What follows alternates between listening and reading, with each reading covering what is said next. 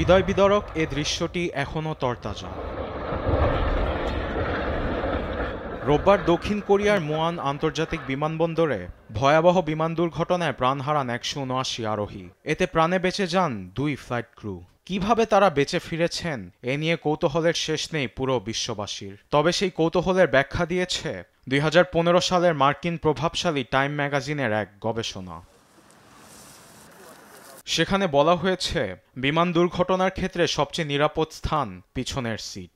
আছড়ে পড়ার সময় বেশিরভাগ ক্ষেত্রে প্রথম আঘাত পায় সামনের অংশ।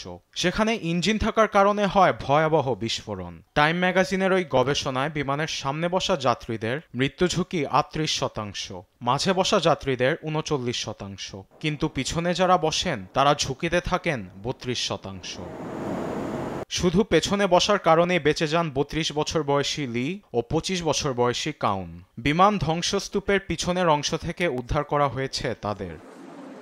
চিকিৎসকরা জানিয়েছে, মর্মান্তিক দুর্ঘটনার পর তারা মানসিকভাবে বিপর্যস্ত। রয়েছে একাধিক শারীরিক আঘাত, যার কারণে হাসপাতালে নিবিড় পর্যবেক্ষণে রাখা হয়েছে তাদের। তবে তারা ঝুঁকিমুক্ত বলে জানিয়েছে চিকিৎসকরা।